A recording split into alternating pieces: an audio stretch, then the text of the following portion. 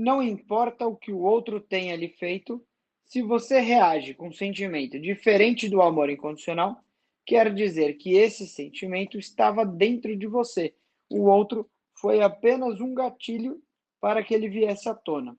E toda vez que você justifica no outro as suas sombras, toda vez que aponta para o externo, você perde a oportunidade, você perde uma oportunidade de reconhecer em si o eu identificado com o ego que ainda precisa de cura.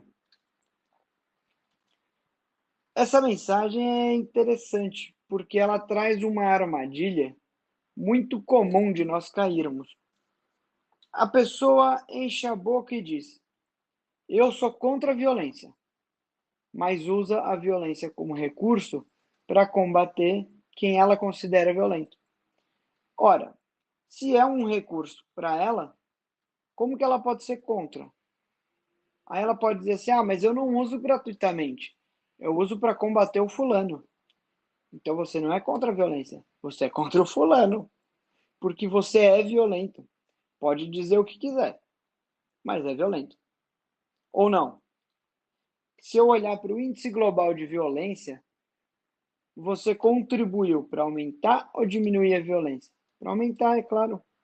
Você sendo violento, nunca vai poder dizer que contribuiu para diminuir a violência, mas apenas para reduzir a violência praticada por motivos que você exclusivamente, segundo suas opiniões e seus vieses, não concorda. Mas com a violência em si, você contribuiu para o aumento.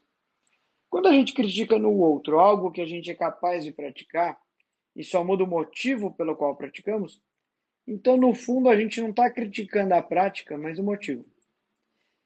Vamos a um exemplo aqui que eu considero bastante didático, um exemplo extraído da Bíblia, e aí, tenha você fé ou não, fique com o conceito que é o que importa. No dia da crucificação, quando os soldados chegam para levar Jesus, Pedro saca a espada e corta a orelha de um deles. Jesus coloca a orelha de volta, ou seja, enquanto Pedro levantou a mão para ferir, Jesus levantou a mão para curar. Nesse momento, obviamente, que o soldado curado percebe a divindade de Jesus. E Jesus diz a Pedro: Pedro, embainha sua espada, pois quem com ferro fere, com ferro será ferido. O que está por trás dessa passagem?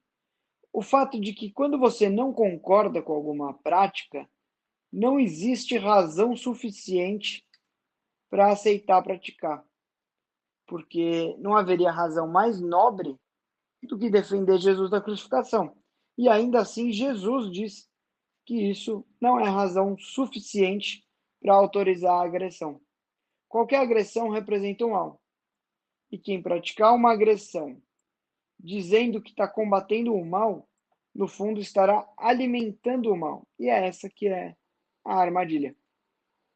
Eu lembrei de outra frase interessante que diz assim: irritar-se com a desordem é uma desordem.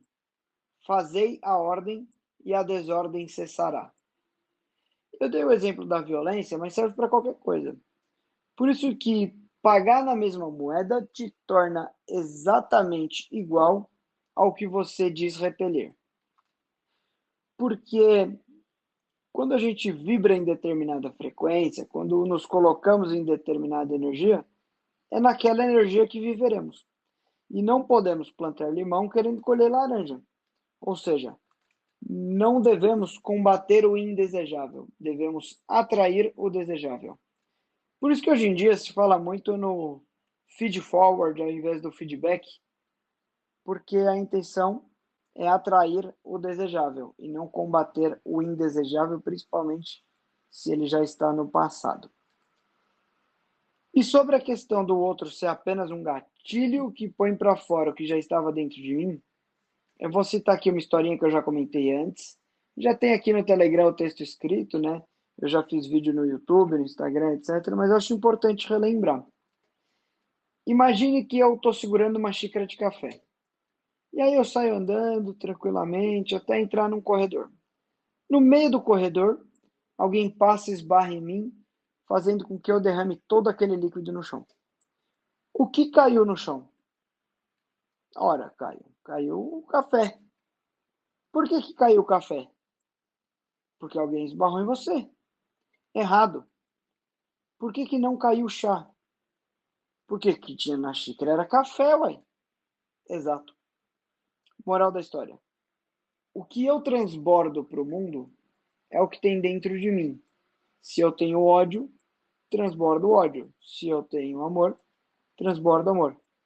Então, o que sai de mim não é responsabilidade dos trancos da vida, mas do que eu coloquei para dentro antes. Culpar o outro é uma atitude infantil do ego que alimenta uma ilusão. Cuidar do que colocamos para dentro de nós e que, por consequência, transbordamos para o mundo é uma atitude madura que promove evolução pelo caminho do amor.